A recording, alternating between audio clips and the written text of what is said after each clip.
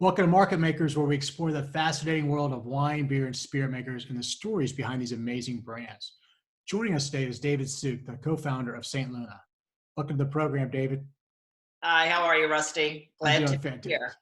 I'm glad you're on. It's been a lot going on out there. We've got obviously we're all still dealing with the pandemic and stuff. So let's talk about a little bit before we get into St. Luna. Let's talk about your background and kind of how you ended up getting into this crazy world of moonshine. Absolutely. So you actually interviewed my business partner a while ago, Reagan Moya Jones. I did. So I was her chief operating officer at Aiden Dennenay for nearly 12 years. So she and I worked together at the Economist Group, and I had joined her team in sales.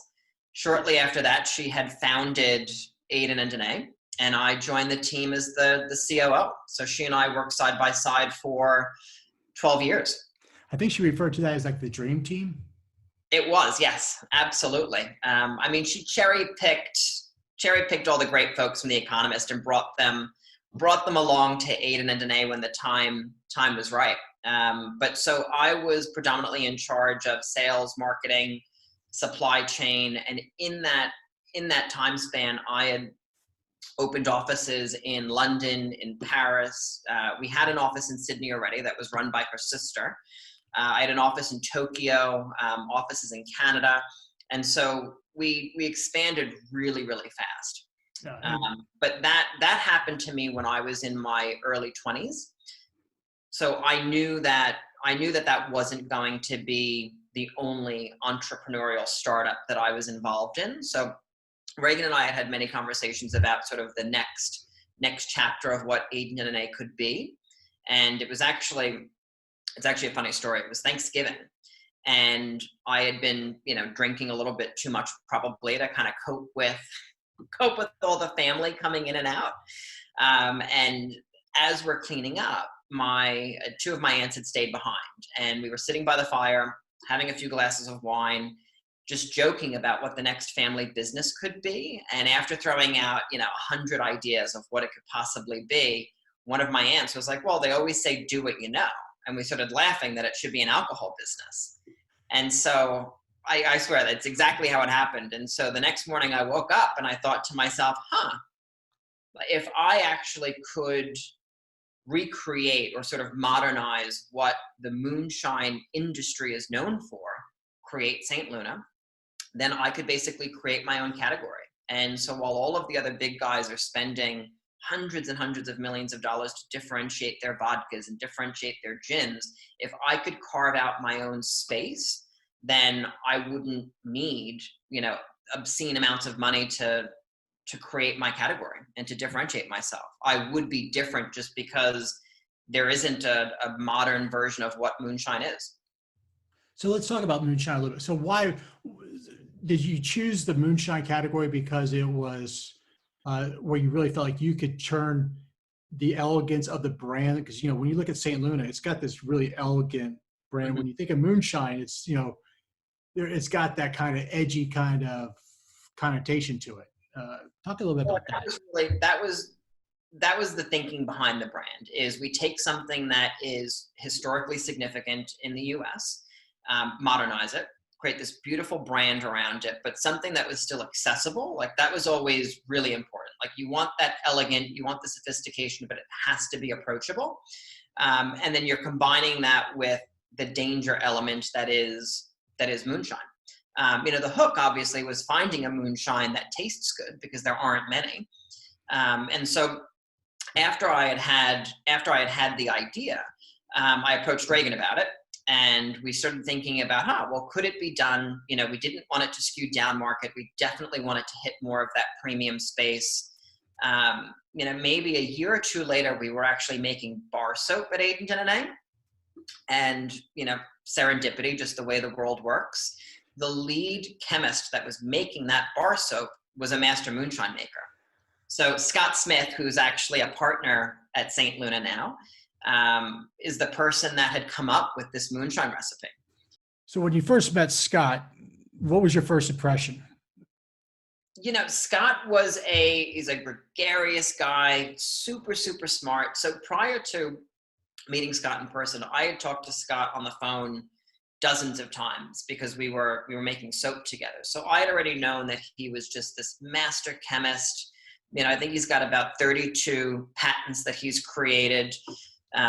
Super, super smart guy. And for people, just real sorry, I didn't mean to interrupt, but for people, Aiden and Nay, just so they'll know, is that they did baby blankets. There's these really nice, was it muslin baby wraps?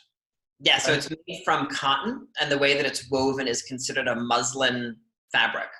Yeah, and it grew like, it was like a global phenomenon, and it's a huge baby. It took about 10 years to get to maybe 100 million in sales, and I don't have the exact numbers, but we were in 83 countries around the world. We had offices set up in Tokyo, in Sydney, in London, in New York. Yeah, and y'all went from babies to moonshine, which I just think is just, Greg and I were laughing about that. We had her on the show, and it was just on the Why Marketing podcast, which is another show I do. But yeah, we were laughing about that, how she went from babies to moonshine.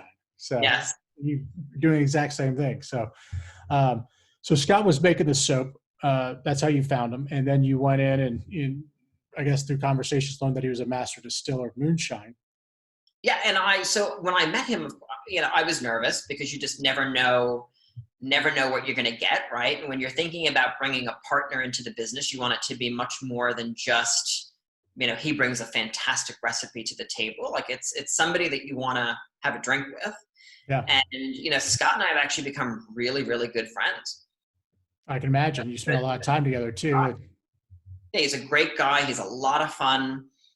He's passionate about St. Luna, passionate about cooking, passionate about cycling, just, all the things I love to do. So it's really worked out to be a fantastic partnership. So the recipe that the base recipe that y'all started with, have y'all adapted it at all or changed it? Or is it the same that he's always had? No, so he's been adapting it for the last 15 years that he's been making it. So this latest iteration is what he's been using for the last couple of years. And what I did was, after I met Scott, I went to the Small Batch Distillers Conference and basically had the idea of creating this moonshine and knew what the ingredient, the base was. And I just walked up and down the hall and talked to as many manufacturers as I possibly could. And I stumbled upon Southern Distilling Company, and they were the ones that said, "Yep, we think we could do this for you." And how long did that process take? The making of the moonshine was a fairly fast process because Scott went to Southern Distilling Company, talked to them about it, and he has the chemistry background, so he was able to give them a scale-up recipe that was fairly close to what they used. And he was on site to make sure that the flavor profile was exactly what we wanted it to be. And they got it right on the first try. Yeah, it'd make you feel good. Oh, it was incredible. I mean, that's the most fun part of the job, is constantly getting to taste St. Luna at each stage of the process. I bet, yeah. But the labor intensive process, and the reason that it took us nearly 2 years to get to market was the legality. It's getting the label approved. It's, once you've got your recipe, once you've got your design of what you'd like it to be, then begins the hurdle of just getting legally compliant, getting all your tax numbers, and, even before you can start the process to distill. That's going to be really frustrating. As a business owner, just sitting there having to go through that long, laborious process when you're like, we've already got it. Let's go. I mean, patience, I imagine you had to really learn that. It really is. And there's so many rules as to how you're allowed to sell, what you're allowed to do. But for us, we chose to go with a contract manufacturer because we didn't have $1 million to just put into a distillery and then sit on it for the better part of a year while you got all of your approvals in place. And there's really probably not if you're not trying to create a tasting room or that environment, doing a contract, distiller probably makes the most sense, especially getting to market. Well, and for us, because our experience is sales and marketing, I'm not a distiller, and, let the folks that have been doing that for generations take care of it. And, we put every penny and all of our effort towards selling it, getting the word out, marketing it. So let's talk about a little bit about the marketing part of it, because you obviously have a background from A&A with Mhm. creating beautiful product, developing a brand. What was that brand process and that development process like for St. Luna? Oh, definitely. So we actually we hired a branding agency to help us. Okay. So initially we had come up with a brand concept. The name originally was supposed to be Brooklyn Clear. And when we had started to file all of our trademarks, Brooklyn Gin had stopped us from trademarking Brooklyn Clear. So we had gone back to the drawing board and decided, you know what, let's hire a branding agency, given we have to kind of start from scratch. And they did an incredible job. You know, we wanted something ethereal. You know, we wanted a sophisticated nod to the moon, which is how we ended up with Saint Luna.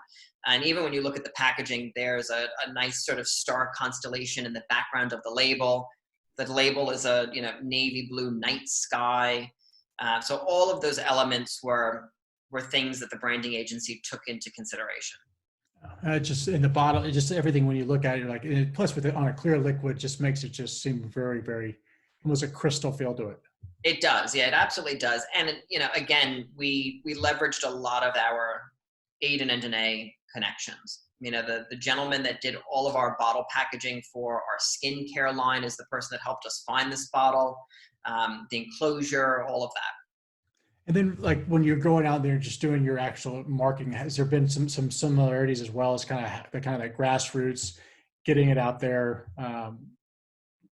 Were you able to leverage any of that past experience, or has it been kind of trial by fire and learning this new process or learning a process for the spiritual? Oh, sure. You know, I think it's been a bit of both. I think that it's definitely trial by fire because Reagan and I, we've never been in the alcohol space. So learning that, is a constant evolution. But luckily, for the first 6 years of Aiden and Danae, we had absolutely no money. So we were just used to, running a pretty magnificent brand on fumes. We had nothing. So it was just creativity. It was getting people engaged in the brand and getting people convinced of where we thought the brand could go. And it's exactly what we're doing with St. Luna now. It's going to be pretty rewarding though, when you look back and you just go, wow, okay, start off as an idea over Thanksgiving. I think you said it was Thanksgiving, You woke up the next day, you're like, I could do this. And now to where it is. I mean, you got to wake up in the morning now and just be very proud. Yeah, it's typical startup. So there's like really great days where you're just like, yeah, we've won every award this week. Like, people love St. Luna. And then there's weeks where you're just like, okay, we haven't had an order at all this week. And it's, it's sort of the up and down roller coaster. But that's the exciting part about being an entrepreneur, right? It's like when the roller coaster is up, you're celebrating all those great wins. And when the roller coaster is like sliding down, it's, how do you think creatively? How do you generate orders? How do you create interest? And that's the challenging bit. Hey, I love the design element of it. I love the sophistication of it. From a taste standpoint, there's a couple of things that y'all do. So y'all use obviously it's charcoal filtered, correct? The process. Yes. So it really starts with the quality of the raw materials, right? Like the quality of ingredients that you start your fermentation process with. So, aside from it being charcoal filtered, we're using a restaurant quality, grade A molasses and a rye. So the molasses is bringing in a lot of the sweetness that you taste when you try St. Luna, which gives you the base of like a really nice rum. And it's you're playing off the sugar cane that's the molasses. That pairs beautifully with the spicy, peppery kick of the rye. So that's sort of the base of the flavor profile that you're tasting. Then what we do is once it's distilled, we're actually filtering it through a charred oak canister. So all of that charcoal filtration it's stripping out all the remaining impurities that are left. But what it's also doing is it's giving St. Luna like a nice little subtle smokiness. So you're picking up some of that oaky smoke. And so you can dial that up or down when you're making cocktails as well. Like sometimes I'll do, I'll burn orange peels, or I'll just, I'll bring a little extra smoke into the glass to bring out the smokiness of the charred oak that we're using. I think about traditional moonshines. It's not something that you would use it as a mixer, but with St. Luna, it sounds like your mixologists could really be creative with how they're applying it with a lot of different cocktails. Oh, absolutely. And I think that's why we've expanded as quickly as we have. When I approached employees only, which is one of the top ranked world bars, they were excited about it because they don't have a moonshine behind the bar, because you can't traditionally make great cocktails with a moonshine. And so when they tried St. Luna, they thought, wow, this has so many different applications to it that it excites them, because they can do all their traditional stuff, but they can go really crazy. They can do some really amazing, fun stuff. We do stuff with just, simple muddled raspberries and fresh tarragon, and St. Luna. That's it. Just strained in a coupe glass, delicious, summery.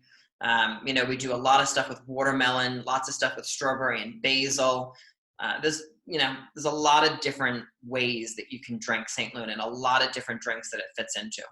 What's your favorite way to drink it? See, I go back and forth. So my favorite is a super dry martini. So I'm not traditionally a martini drinker, but I just love the way that St. Luna tastes, nice and chilled with a little bit of dry vermouth. So I do it that way. I like to do it on the rocks. If it's a really hot day out, sometimes I'll just do it with club soda. Oh. But there's really not a drink that's been made for me by some of these amazing mixologists that I haven't really enjoyed. I once had a mixologist take just a little bit of Lafroig, rinse out the glass so you had all that beautiful peaty smokiness, and then he filled it with St. Luna, and it's, again, just incredible. Getting thirsty just thinking about all this. Yeah, right?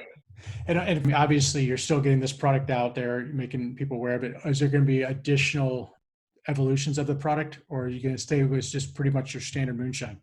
I think for the moment we're going to stay with our standard moonshine, because there is just so much ground to cover. Right. So we've only been on the market since last May, and we've done a really good job launching in both Tennessee and in New York. We've got a fairly strong pipeline of other cities that we're planning to launch in as soon as things open up again. But I'd like to get a little bit more traction in terms of distribution before we start thinking about additional flavors. That said, when we do additional flavors, there'll be some sort of interesting element to it. So we'll go with like a habanero honey type of a St. Luna infusion. We'll do maybe like a white pepper infusion, like something that would just be an amazing Bloody Mary. Yeah, that's just keep with the brand of just keeping it elevated, beautiful elevated experience, even if we do some sort of a flavor infusion.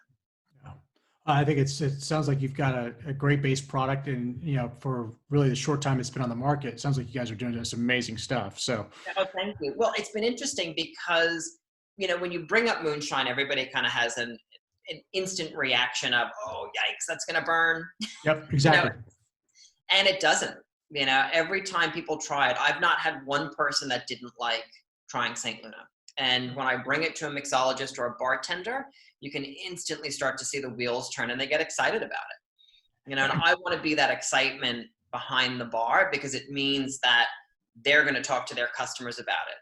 They're going to like it. Like, if they like it, then they're going to be an evangelist for the St. Luna brand. And for me, that is more meaningful than spending, the millions and millions of dollars that other people are spending. I want it by trial, by experience. It's the face of the brand. People that are out there really, and being the ambassador for what it's about, and they're excited about, because they're going to be able to deliver their customer a really good quality drink, something that's unique that they've never had before, and that they probably would not have traditionally called for. Mm-hmm. And that's pretty exciting. And we've seen that. We've got a lot of really great menu placements. One of the first accounts that we were able to get was Jean-Georges, Michelin, world-renowned Michelin chef. They're doing a St. Luna mojito on their cocktail menu, and it's one of their best sellers. Kind of now been in this a while. You obviously had success at A&A, and you launched St. Luna. What's one piece of advice you'd give you kind of wish you would have known now that you didn't know then? I guess just learn as much as you possibly can.